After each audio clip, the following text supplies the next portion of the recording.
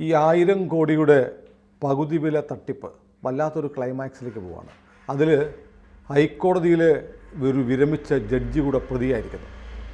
അപ്പോൾ എനിക്കൊരു സംശയം, അദ്ദേഹം ഈ മുനമ്പം കമ്മീഷനാണ്, മുനമ്പ സംഭവത്തെക്കുറിച്ച് അന്വേഷിക്കുന്ന കമ്മീഷനാണ്, അദ്ദേഹത്തെ നിയമിച്ച സർക്കാരാണ്. അങ്ങനെയുള്ള ഒരു റിട്ടയർഡ് ജഡ്ജി ജുഡീഷ്യൽ കമ്മീഷനായിരിക്കെ പോലീസ് അദ്ദേഹത്തിനെതിരെ 2 കേസെടുത്തു. അത് സർക്കാരിൻ്റെ അനുമതിയോടെ ആയിരിക്കില്ലേ? ആവണം. സ്ട്രിക്ട്ലി ലീഗലി സ്പീക്കിംഗ് സർക്കാരിൻ്റെ അനുമതിയൊന്നും വേണ്ട. എന്നാൽ പോലും മുൻ ജഡ്ജിയാണ്, ഇപ്പോൾ ജുഡീഷ്യൽ കമ്മീഷനാണെന്ന് മുമ്പ് പോലീസ് ഒരു ഒപ്പീനിയൻ എടുക്കാതിരിക്കില്ലല്ലോ. അത് എനിക്കതിൽ ഈ മുനമ്പം ജുഡീഷ്യൽ കമ്മീഷൻ വെച്ചൊഴിയാനായിട്ട് ഉള്ള ഒരു സിഗ്നലായിരിക്കില്ല ഇത്. മതിയാക്കിക്കോ അല്ലേ? കാരണം ആ പരാതി ഉത്ഭവിച്ച സ്ഥലം മലപ്പുറമാണ്. മലപ്പുറത്തെ ആ പെരിന്തൽമണ്ണ സംതിങ്, അവിടെയാണ് ഈ പരാതി വന്നിരിക്കുന്നത്. CNR അങ്ങനെ ഒരു സ്റ്റേറ്റ്മെൻറ്റ് നടത്തി. ഞാൻ ജുഡീഷ്യൽ മുനമ്പം കമ്മീഷനായിരിക്കുന്നത് കൊണ്ടാണ് ഈ കേസിനെതിരെ വന്നതെന്ന് അദ്ദേഹം ഏതോ ഒരു ചാനലിൽ പറയുന്നു. മിന്നായം പോലെ ഞാൻ കണ്ടിരുന്നു. ആ ഒരു ആംഗിളുണ്ട് അത്. കാരണം ജസ്റ്റിസ് CNR ഒരു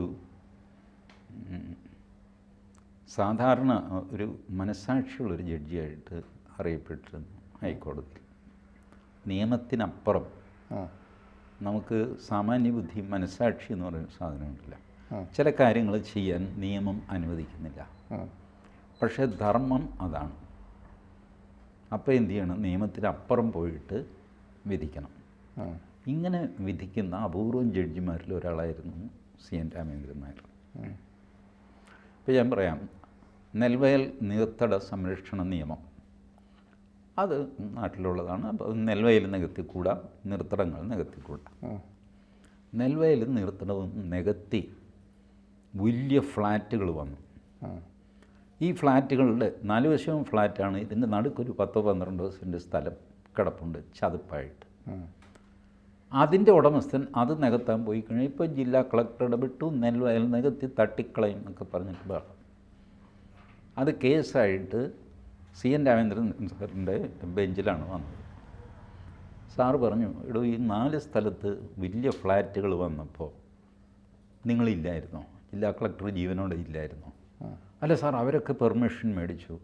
ശരി, ഇയാളും പെർമിഷൻ ചോദിക്കുന്നു, ഇയാൾക്കും പെർമിഷൻ കൊടുക്ക്. അത് കൊടുക്കാൻ പറ്റില്ല sir, it's very critical, ecologically fragile. എന്ത് മണ്ണാകട്ടെ, ഈ 12 സെൻറ്റ് സ്ഥലം കൊണ്ടല്ലേ എറണാകുളം നിലനിൽക്കുന്നത്. ബാക്കി കണ്ടതിനെല്ലാം നിങ്ങൾ പെർമിഷൻ കൊടുക്കുകയും ഈ പാവത്തിന് കൊടുക്കാതിരിക്കുകയും. കാരണം ഇത് കൊടുക്കാതിരുന്നു കഴിഞ്ഞാൽ ഇയാളിത് പെട്ട വിലയ്ക്ക് ഈ ഫ്ലാറ്റുകാരുടെ തന്നെ തലയിൽ വെച്ച് ഇയാൾ പോകും. അപ്പോൾ ഫ്ലാറ്റുകളുടെ നടുക്ക് ഇവർക്കൊരു 12 സെൻറ്റ് നല്ല ഒരു സ്വിമ്മിങ് പൂളല്ല, നമ്മൾ കോട്ടയാട് പോലെ കിട്ടും. ചെറിയൊരു ബോട്ട് പിള്ളേർക്ക് കളിക്കാനൊക്കെ ആയിട്ട് ഒരു തടാകം. ഇത് അതുകൊണ്ട് ഇയാൾക്ക് പെർമിഷൻ കൊടുക്കില്ല. ഇയാൾ വിറ്റ് കഴിഞ്ഞാൽ പിന്നെ ഇയാളിത് നികത്തിയിട്ട് നിങ്ങൾക്ക് തന്നെ ഞാൻ തന്നേക്കാം, നികത്തിക്കഴിഞ്ഞാൽ ഇതിൻ്റെ വില കൂടുമല്ലോ. അപ്പോൾ നിയമം അനുസരിച്ചാണെങ്കിൽ ഇയാൾക്ക് നികത്താൻ അനുവാദം കൊടുക്കാൻ പാടില്ല. ബട്ട് രാമേന്ദ്രൻ നായർ സാറ് കൊടുത്തു, ഒരു എക്സെപ്ഷൻ എന്നുള്ള നിലയ്ക്ക്. ഈ സിറ്റുവേഷനെല്ലാം പറഞ്ഞിട്ട് നിയമം ഇങ്ങനെ നിൽക്കുമ്പോൾ തന്നെ നിയമത്തിനപ്പുറത്ത് ഇക്വിറ്റി എന്ന് പറഞ്ഞൊരു സാധനമുണ്ട്. Equities has arisen in favor of the petitioner and therefore permission may be granted to him എന്ന് പറഞ്ഞ് ജഡ്ജ്മെൻറ്റിൽ. അത് പ്രസിഡൻ്റ് ആവാൻ സമ്മതിച്ചില്ല. ഇതൊരു 1 ടൈം ഇതാണ്.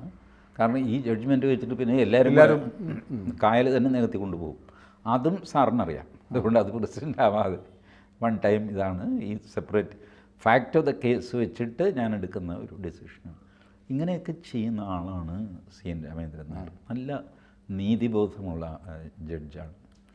അപ്പോൾ അദ്ദേഹത്തെ ഒരു പെരുദോഷത്തിൽ കൊടുക്കുക. കാരണം ഈ മുനമ്പം കമ്മീഷനുണ്ടല്ലോ, സത്യസന്ധമായിട്ട് ആ റിപ്പോർട്ട് എഴുതിയാൽ ആ report it will go against വഖഫ്. വഖഫ് ഭൂമി അല്ല എന്ന് അദ്ദേഹം റിപ്പോർട്ട്. അല്ല, അത് ഹൈക്കോടതി ചോദിച്ചതാണ്. കാരണം പറവൂർ കോടതി വിധിയുണ്ട്, വഖഫാണെന്ന് ഹൈക്കോടതി ശരിവെച്ചിട്ടുണ്ട്. അങ്ങനെ 2 ജഡ്ജ്മെൻറ്റുകൾ ഉള്ളപ്പോൾ എങ്ങനെ ഈ കമ്മീഷന് അതിനെ ഓവർ റൂൾ ചെയ്യുന്ന ഒരു ഫൈൻഡിങ്ങിലെത്താൻ കഴിയുമെന്നാണ് ജസ്റ്റിസ് ബെച്ചു കുര്യൻ തോമസ് ചോദിച്ചത്. ഈ കമ്മീഷൻ ഇതിനെ ഓവർ റൂളൊന്നും ചെയ്തിട്ടില്ലല്ലോ. ചെയ്യാൻ പറ്റുമോ? അല്ല, ചെയ്യാൻ പറ്റുമോ എന്നൊക്കെ ബെച്ചു കുര്യൻ തോമസ് ആലോചിക്കുന്നത് എന്തിനാണ്? ആ കമ്മീഷൻ്റെ പ്രസക്തിയെക്കുറിച്ചാണ് അദ്ദേഹം ചോദിച്ചത്. ഓക്കെ, കമ്മീഷൻ എന്താ ചെയ്തത്? കമ്മീഷൻ പ്രവർത്തനം നിർത്തിവെച്ചു. ലെറ്റ് ബെച്ചു റൈറ്റ് ദ ജഡ്ജ്മെൻറ്റ്. ഈ പറവൂർ സബ് കോടതി ജഡ്ജ്മെൻ്റ് ഉണ്ടെന്നും കേരള ഹൈക്കോടതി ജഡ്ജ്മെൻ്റ് ഉണ്ടെന്നും CN രാമേന്ദ്രൻ നായർ സാറിന് അറിഞ്ഞുകൂടായതല്ലോ. He was also a judge. He knew that and he has not given any report. He has not finalized the report. Before that you want to blame him, presuming that he will write this report. If you feel that ഈ കമ്മീഷനെ വെച്ചത് നിയമപരമല്ല എന്ന് ഹൈക്കോടതിക്ക് തോന്നുകയാണെങ്കിൽ നിയമപരമല്ല എന്ന് judgement എഴുതി തീർക്കുന്നു. അല്ല, അത് കേസ് പെൻഡിങ്ങിലാണല്ലോ. അതുകൊണ്ട് കമ്മീഷൻ ജോലി നിർത്തിവെച്ചു. ഹൈക്കോടതി പറഞ്ഞു. എന്ത് കമ്മീഷൻ ഉണ്ടാക്കിയത് തന്നെ ഒരു ഐവാഷാണ് എന്നാണ്. അങ്ങനെയാണെങ്കിൽ put it on paper and close it. Commission ചെയ്തെന്താ? മാന്യമായിട്ട് ഞാൻ because the issue has gone to high court, ഞാൻ എൻ്റെ പ്രവൃത്തി നിർത്തിവെക്കുന്നു, ഹൈക്കോടതിയുടെ തീരുമാനം വരട്ടെ. അവിടെ വെച്ച് രാമേന്ദ്രൻ നായർ സാർ അവിടെ വെച്ച് നിർത്തിയല്ലോ. ശരി, ഹൈക്കോടതി തീരുമാനിക്കട്ടെ, പറയട്ടെ, അത് കഴിഞ്ഞിട്ട് ഞാൻ ചെയ്യാം. ഇവിടെ വേറൊരു പ്രശ്നമുണ്ട്. ഇനി കമ്മീഷൻ അങ്ങനെയല്ല, ഇത് വഖഫ് അല്ല എന്ന് പറഞ്ഞ് ഒരു ഫൈൻഡിങ്ങിലെത്തിയാൽ അതിനെന്ത് ബൈൻഡിങ്ങുള്ള, എന്ത് ലീഗൽ സ്റ്റാറ്റസ് ഉള്ളത്? എന്തുമായിക്കോട്ടെ, രാമേന്ദ്രൻ നായർ സാറിനെ ഏൽപ്പിച്ചിരിക്കുന്ന ജോലി എന്താണ്? ഇത് വഖഫാണോ അല്ലെന്ന് കണ്ടെത്തുക അല്ല. ഈ പ്രശ്നത്തിന് ഒരു പരിഹാരമുണ്ടോ? അങ്ങനെയാണെങ്കിൽ എന്താണ് പരിഹാരം? ഇതാണ് അദ്ദേഹത്തെ ഏൽപ്പിച്ചത്. ആ റിപ്പോർട്ട് നിങ്ങൾക്ക് തള്ളിക്കളയാം, സ്വീകരിക്കാം, എന്തും ചെയ്യാം. റിപ്പോർട്ട് കൊടുക്കുന്നതോടെ അദ്ദേഹത്തിൻ്റെ ജോലി കഴിഞ്ഞു. അതാണല്ലോ കമ്മീഷൻ സാധാരണ ചെയ്യുന്നത്. അപ്പോൾ ഈ റിപ്പോർട്ട് എഴുതാൻ പോകാൻ പോകുന്നു എന്നും പറഞ്ഞുകൊണ്ട് അദ്ദേഹത്തെ ടാർഗറ്റ് ചെയ്യുന്നതിൻ്റെ ആവശ്യം എന്താ? അപ്പോൾ ഈ റിപ്പോർട്ട് വരരുതെന്ന് സംസ്ഥാന സർക്കാരിനും താല്പര്യമുണ്ട്. സംസ്ഥാന സർക്കാരിനും താല്പര്യമുണ്ടോ എന്ന് എനിക്ക് അറിഞ്ഞുകൂടാ. ഒരു പക്ഷേ പരാതിക്കാർക്ക് താല്പര്യമുണ്ട്. പരാതിക്കാർക്കുണ്ടായിരിക്കാം. പക്ഷേ പരാതിക്കാർ പക്ഷേ അവർക്ക് ഈ താല്പര്യം ഇല്ല എന്നൊക്കെ പറഞ്ഞിട്ടുമുണ്ട് കേട്ടോ. പക്ഷേ ഉണ്ടെങ്കിൽ എനിക്ക് ഈ താല്പര്യമുണ്ട്, അതുകൊണ്ടാണ് ഞാൻ ചെയ്തതെന്ന് ആരും പറയാൻ അല്ല. ഞാൻ ചോദിക്കുന്നത് അങ്ങനെയല്ല സാർ ടി. അതായത് ഒരു ജുഡീഷ്യൽ കമ്മീഷൻ സർക്കാർ പ്രവർത്തിക്കുന്നു. അത് റിട്ടയർഡ് ഹൈക്കോടതി ജഡ്ജിയാണ്, ജുഡീഷ്യൽ കമ്മീഷനാണ്. ഇപ്പം ജുഡീഷ്യൽ അധികാരങ്ങളുണ്ട്, ലിമിറ്റഡ് ആയിട്ടാണെങ്കിൽ പോലും. അങ്ങനെ ഒരു കമ്മീഷനെതിരെ അതൊരു ഒരു സംഘടനയുടെ, ഒരു NGO സംഘടന, തട്ടിപ്പിൽപ്പെട്ട NGO സംഘടനയുടെ ഉപദേശകനോ മറ്റോ ആയിരുന്നു എന്ന പേരിൽ അദ്ദേഹത്തിനെതിരെ കേസെടുക്കുമ്പോൾ പോലീസുകാരൻ, ലോക്കൽ പോലീസ് SHO ആണ് കേസെടുക്കുന്നത്. അത് SP യോട് ചോദിക്കും, SP അതിന് മുകളിൽ DG യോട് ചോദിക്കും, DG അതിന് മുകളിൽ ഡയറക്ടർ ജനറൽ ഓഫ് പോലീസ് അല്ലെങ്കിൽ പോലീസ് ചീഫ് സർക്കാരിനോടും ചോദിച്ചിരിക്കും. എന്നാൽ പിന്നെ അങ്ങ് എടുത്തോ എന്ന് പറയുന്ന സർക്കാരിൻ്റെ ഒരു താല്പര്യമല്ലേ ഈ കമ്മീഷൻ ഇനി പ്രവർത്തിക്കേണ്ട എന്നുള്ളത്?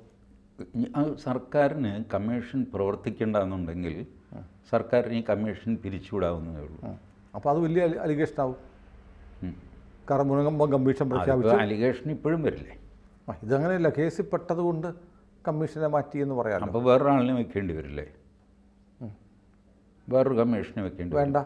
കേസെല്ലാം ഈ കേസ് കഴിയുന്നവരെ എന്തൊക്കെയാണ് ഹൈക്കോടതിയുടെ തീരുമാനത്തെ തുടർന്ന് നിർത്തിവെച്ചിരിക്കുക. ഇതെല്ലാം ഒന്ന് കലങ്ങി തെളിയട്ടെ നോക്കാം. അല്ല, ഹൈക്കോടതി തീരുമാനം വന്നു കഴിയുമ്പോൾ നിങ്ങൾക്ക് you have to reinstate the commission. അപ്പോൾ നിങ്ങൾ പ്രഖ്യാപിച്ച ക്രിമിനൽ കേസിന് പ്രതിയാണ് അദ്ദേഹത്തെ മാറ്റുമല്ലോ. ക്രിമിനൽ കേസിൽ പ്രതിയായി അദ്ദേഹത്തെ മാറ്റി. പക്ഷേ കമ്മീഷൻ ഇല്ലാതാവുന്നില്ല, വേറൊരു ചെയർമാനെ വയ്ക്കേണ്ടി വരും. അങ്ങനെയല്ല, ആ പുതിയ ഓർഡർ വേണ്ടേ? ഫ്രഷ് കമ്മീഷൻ കോൺസ്റ്റിറ്റ്യൂട്ട് ചെയ്യേണ്ടി വരും. എല്ലാം ഒന്നേന്ന് തുടങ്ങണം. എല്ലാം ശരി, ഒന്നെന്ന് തുടങ്ങുക. ഞാൻ പറയുന്നത്, നിങ്ങൾക്ക് ഈ കമ്മീഷൻ വേണ്ടാന്നുണ്ടെങ്കിൽ 2-3 കാര്യങ്ങളുണ്ട്. ഒന്ന്, രാമേന്ദ്രൻ നായർ സാറിനോട് തന്നെ പറയുക, സാർ രാജിവെക്കണം, ഞങ്ങൾ ഈ കമ്മീഷൻ പ്രഖ്യാപിച്ചത് തെറ്റായിപ്പോയി, യു പ്ലീസ് റിസൈൻ ആൻഡ് ഞങ്ങൾക്കിതിൽ നിന്ന് രക്ഷപ്പെടാനൊരു മാർഗം. അതും പോസിബിളാണ്. അദ്ദേഹം എത്രയോ കമ്മീഷനായിട്ടിരുന്നു. ഡാം സേഫ്റ്റി അതോറിറ്റി ചെയർമാനായിരുന്നു. റിട്ടയർ ആയതിനു ശേഷം നിരന്തരം അപ്പോയിൻമെൻറ്റ്സ് ആയിരുന്നു. CN രാമേന്ദ്രൻ നായർ സാറ് വെറുതെ ഇരുന്നൊരു പീരീഡ് എൻ്റെ ഓർമ്മയിലില്ല, ഉണ്ടാവാം. He was continuously engage. For him this is not a big thing. അതേപോലെ ശരി, ഞാൻ ഒഴിഞ്ഞ് നിൽക്കും, വാട്ട് ഈസ് ദെയർ? അദ്ദേഹം എന്തിനാണ് വയസ്സുകാലത്ത് ഇതിലൊക്കെ ഈ തലവയ്ക്കുന്നത്? So injustice has been done to him. ഞാൻ പറഞ്ഞിട്ട് ഇതേ പോലീസുകാർക്ക് ഒരു വാക്ക് അദ്ദേഹത്തോടും ചോദിക്കാം. അതിനും CRPC പ്രൊവിഷനുണ്ട്. ആകാൻ പോകുന്ന ആളോട് ചോദിക്കുകയോ? There is provision in CRPC. CRPC 41A and 41B provides you that chance. നിങ്ങൾക്കൊരാളെ വിളിച്ചു വരുത്തിയിട്ട് ചോദ്യം ചെയ്യാം. അതുകൊണ്ടാണ് പലരെയും വിളിച്ചു വരുത്തി ചോദ്യം ചെയ്യുകയോ അല്ലെങ്കിൽ പോയി കണ്ട് ചോദ്യം ചെയ്യുകയോ ഒക്കെ ചെയ്തിട്ട് പിന്നെ 10 ദിവസം കഴിയുമ്പോൾ പ്രതിയാകുന്നത് അറസ്റ്റ് രേഖപ്പെടുത്തുന്നത് കണ്ടിട്ടില്ലേ? Under which provision? അത് CRPC വെച്ചുള്ള ലീഗൽ പ്രൊവിഷനാണ്. They can do that. Ramachandran സാറിനോട് ചോദിക്കുക, സാർ ഇന്ന മാതിരിയാണ്. ശരിക്കും പറഞ്ഞു കഴിഞ്ഞാൽ ഇഫ് വി ഗോ ലീഗലി സാറിനെ പ്രതിയാക്കേണ്ടി വരും. അങ്ങനെയാണ് പരാതി കിട്ടിയിരിക്കുന്നത്. സാറിന് എന്ത് പറയാനുണ്ടെന്ന് ചോദിക്കാം. You have A provision. അങ്ങനെ ചെയ്തിട്ടുണ്ടോ ഇല്ലയോ നമുക്കറിയില്ല. ചെയ്തിട്ടില്ല. അദ്ദേഹം പറഞ്ഞല്ലോ, അവർ മര്യാദ പോലീസിന് കാണിക്കാമായിരുന്നു, അവർ ചെയ്തില്ല. അദ്ദേഹം ടി വിയിൽ പറഞ്ഞതാണ്. അതിനകത്ത് എന്തോ ഒരു കളിയുണ്ട്. There is something wrong. ഈ CN രാമേന്ദ്രൻ നായർ സാറിനെതിരെ വന്നിരിക്കുന്ന പരാതി ഇത് സ്കൂട്ടർ തട്ടിപ്പിനെതിരെയുള്ള പരാതിയല്ല, മറ്റെന്തോ എതിരെയുള്ള പരാതിയാണ്. സ്കൂട്ടർ തട്ടിപ്പിൽ ഈ ഒരു റിട്ടയർഡ് ജഡ്ജ്, ഇത്രയും റെപ്യൂട്ടേഷനുള്ള CNRനെ പോലെ ഒരു ജഡ്ജ് 10 കാശ് സ്കൂട്ടറിൻ്റെ വെട്ടിക്കാനൊന്നും പോകുന്നുമില്ല. അദ്ദേഹത്തിന് അല്ലെങ്കിൽ തന്നെ വരുമാനമൊക്കെ ഉണ്ട്. ബട്ട് തന്നെ ഒരു പബ്ലിക് ഫംഗ്ഷൻ എന്നുള്ളതിനേക്ക് അതിൻ്റെ അധ്യക്ഷനായിട്ടിരിക്കുക, രക്ഷാധികാരി സാറ് തന്നെ പ്രസിഡൻ്റ് ആവണം എന്നൊക്കെ പറയുമ്പോൾ യു ലെൻഡ് യുവർ നെയിം. അതെ. അത് കഴിഞ്ഞ് സാർ ഞങ്ങളുടെ എക്സിക്യൂട്ടീവ് കമ്മിറ്റി യോഗമുണ്ട്, അത് ഇന്നടത്താണ്, സാർ ഒരു അരമണിക്കൂർ ഒന്നിരുന്നാൽ മതി. ശരി, അവിടെ പോയിരിക്കുന്നു. അപ്പോൾ ഈ പറഞ്ഞ കാര്യങ്ങളൊക്കെ വരുന്നു. പലരും റേസ് ചെയ്യും, നമ്മൾ ഇതുവരെ 150 സ്കൂട്ടർ കൊടുത്തു, ഇനി 273 കൊടുക്കാനുണ്ട്. അപ്പോൾ ഒരാൾ പറയും ഇല്ലില്ല, ടോട്ടൽ കണക്ക് 274 വരുന്നത്. 4 4 ഇങ്ങനെയൊക്കെ. അപ്പോൾ കുറച്ച് കഴിയുമ്പോൾ സാർ പറയും എന്നാൽ പറ്റും ഞാൻ ഇറങ്ങട്ടെ. ആണ്ട് സാർ. ഇതിനിടയ്ക്ക് ഫോട്ടോ സംഗതി എടുക്കും. ഇപ്പോൾ എക്സിക്യൂട്ടീവ് കമ്മിറ്റിയിൽ CN രാമേന്ദ്രൻ നായർ പങ്കെടുത്തു എന്ന് പറഞ്ഞു. ഇതിൻ്റെ പേരിൽ, ഈ വൈക്കേറിയസ് ലയബിലിറ്റിയുടെ പേരിൽ നിങ്ങൾക്ക് FIR ഇടാൻ പറ്റില്ല.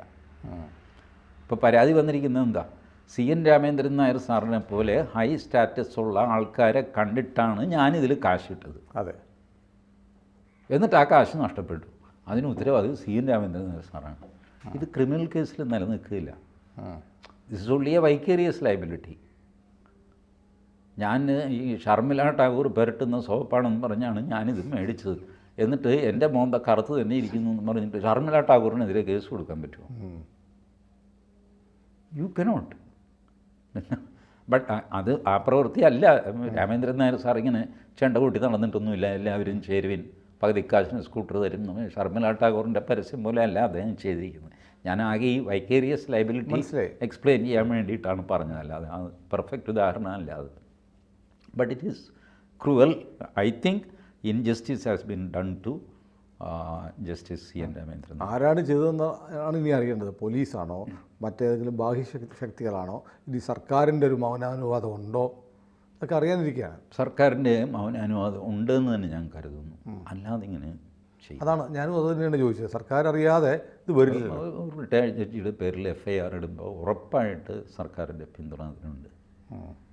അത് എന്തുകൊണ്ട് എന്ന ചോദ്യമാണ് ഇനി ഉത്തരം കിട്ടേണ്ടത്. കൂടുതൽ വാർത്തകളും വിശേഷങ്ങളും നിങ്ങളിലേക്ക് എത്താൻ ABC മലയാളം സബ്സ്ക്രൈബ് ചെയ്യുക, ബെൽ ബട്ടണും അമർത്തുക.